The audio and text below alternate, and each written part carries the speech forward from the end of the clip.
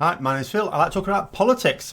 And the winner for the poll, the latest one, is about an NHS no-deal Brexit report that they've been told to try and suppress. Now, as with all other responsible organisations, the NHS conducted an investigation into the impact of Brexit, including a no-deal Brexit. Now, the investigation showed that the NHS in England and Wales would be unable to stockpile key drugs. For example, a neurologist described the impact of being unable to supply epilepsy drugs as life-changing. There are people with epilepsy who are currently free to work and drive due to those drugs rendering them seizure-free. That would change overnight. There are 500,000 people in the UK with epilepsy. This is not just going to affect a handful of people. And as well as being unable to stockpile certain drugs, and bear in mind that even stockpiles don't last forever, clinical trials of life-changing medical procedures have also been put on hold due to Brexit.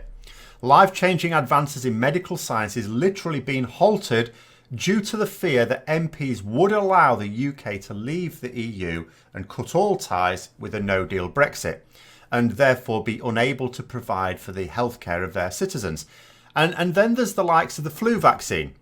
And this is needed by millions of vulnerable people as well as health workers. And it's not even possible to stockpile that. It has to be prepared at pretty much time of use, at a certain time of year. And if we haven't sorted out the issues of freight at our borders, then we can't really get them in the normal way. The plan has been to airlift them in, but that's at much greater cost, which at the moment the pharmaceutical companies are going to shoulder, but that can't last forever either. Now, on the NHS Confederation website, I found a document examining the impact of a no-deal Brexit. Okay, they may not be trying to get this information out there, but it is a matter of public interest, and therefore, as citizens, we all have access to this information. And it notes that the UK imports 76% of medicines used in the NHS from, in the UK. Now, we get that from the EU. 76% of all our drugs from the EU. Now, think about yourself or people that you know that rely upon medicines that they may need periodically when ill or even every day for the rest of their lives. They're now in serious jeopardy. Not to worry, some people think we're stockpiling. Didn't you hear? Yes, the UK government is stockpiling some drugs, the ones it can stockpile. Some of them, as I said, it can't stockpile, so you're still screwed there. Like the epilepsy drugs. But there are some we can stockpile, and the UK government is doing that. Now, where are they being stockpiled? In Belgium. Belgium. The government's solution to the problem of getting medicines in from the EU in the event of a no-deal Brexit where there may be freight issues is to stockpile them in the EU. You couldn't make it up.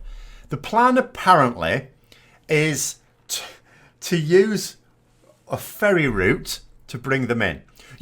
One of those ferry contracts that Chris Grayling put in place. The guy who gave a government contract to a ferry company with no ferries and no experience of ferries. Recently, it was revealed that the NHS hospitals are already experiencing unprecedented shortages of drugs. The trade association says that shortages do occur naturally and that a shortage of between 25 and 30 drugs is normal. The current situation is that many trusts are experiencing shortages of about 160. The government said that this is not related to Brexit, but they didn't say what it was related to. Remember what I said, if this is not just above average, it was described by the NHS as unprecedented. Shortages on this scale have never been seen before. And they didn't say what it was related to, the government. They just said, it's not Brexit. Maybe it's because the government are diverting them all to their stockpile in Belgium. And maybe that's creating a scarcity before there's even a problem. Now, many of these drugs are needed for treating such things as high blood pressure and cardiac issues. The sorts of things that can kill a person stone dead very quickly if they aren't receiving appropriate treatment. Our government is duty bound to provide for the protection of its citizens, and that includes healthcare. They're duty bound to ensure we have access to these things. And that's just one of the ways in which a no-deal Brexit will kill people, and the report into their deaths will say that it was due to a lack of drugs that would have been available had we not left the EU. Those in Parliament who, worse than simply allowing this, actively encouraged it, will be directly responsible. But back to the NHS report I was looking at. It also noted that most vaccines had a bit of stockpiling. There was some stockpiling of 6 weeks. So that should be fine then. We've got supplies to last for 6 weeks. We're all fine for 6 weeks.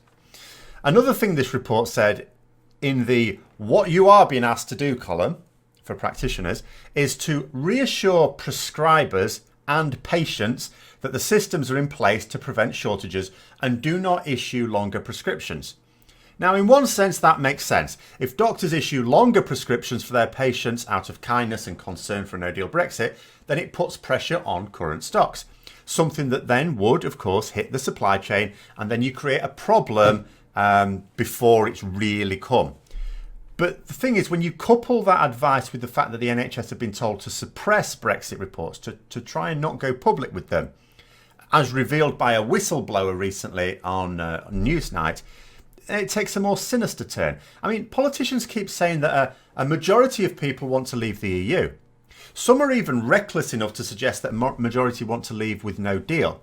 Now, the single biggest problem with Brexit has always been that people were not properly informed about the consequences. People have a right to know what they're voting for. They have a right to know what they are demanding of their elected representatives. Yes, knowing that stocks of life-saving and improving medicines are in jeopardy will cause alarm. But then maybe they would also lead to many more voices calling for politicians to put an end to this madness. Simply stopping doctors from issuing the longer prescriptions should have worked for stopping the panic buying effectively. But don't attempt to deceive them or their patients. Not that I really think that this would deceive doctors. They surely know. If I can find this report, I'm sure they can. And although the proportion of the NHS who come from elsewhere in the EU, just to cover staffing now, has been declining since the referendum. Of course, people from the EU feel less secure here. Are they going to be able to stay here? Are they going to be able to have the right to buy property, maintain property, all the rest of it? So, the number of people coming from the EU, including the NHS, has gone down. But the report notes that that is still at 5% of the workforce. Now, it also notes that in the event of no deal Brexit, there'll be no system set up for sharing information between these countries. So as a result, checking things like qualifications on medical professionals in the immediate aftermath of the no deal Brexit can't happen. So appointing these people will potentially become impossible for a while. And that's also related to something else that keeps slipping through the net of the Brexit debate. We keep focusing on the politics and on the economics, which are very important. But we're a part of the world, no matter how much the Brexiteers may not like that or may not want that. And we share a lot of information with the EU. In particular, information that allows our society to function very smoothly. Now, in the event of a no-deal Brexit, they would disappear overnight.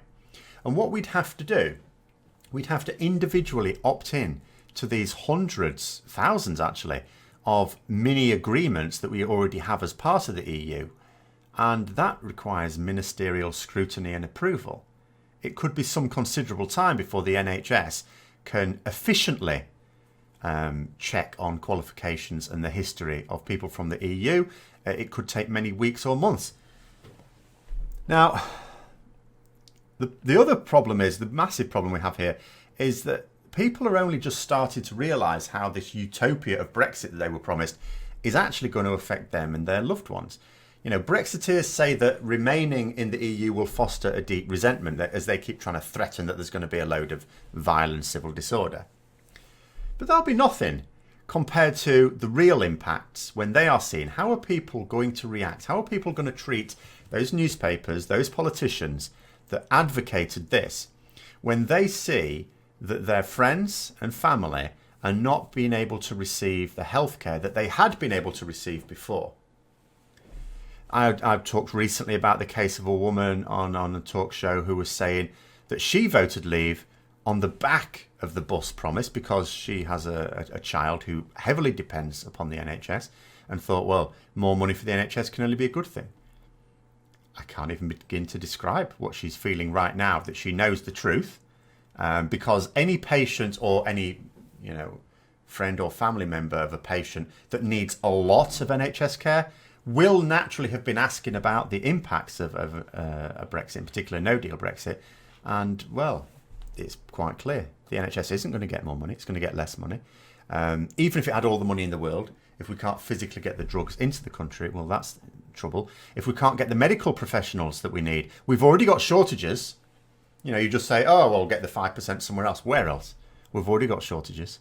And it doesn't matter where in the world we get them. We've still got to have those checks. We have very, very quick checks with the EU. That's the point. Yes, we can get doctors from elsewhere in the world as well, nurses from elsewhere in the world, and checks have to be run. Those checks can sometimes take a very long time.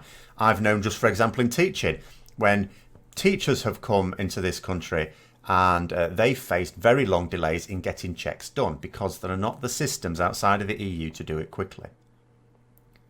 So what are people going to see in the event of a no-deal Brexit when overnight it becomes very, very obvious what's going to happen to their healthcare, one of the fundamentals of life in modern society? And what are they going to feel towards the people who've caused this, who've lied to them, who've encouraged it? Anyway, that's what I've got to say on that. I hope you found the video interesting. If you did, don't forget to click the like button, subscribe for further content, click the bell notification as well. Until next time, I'll see you later.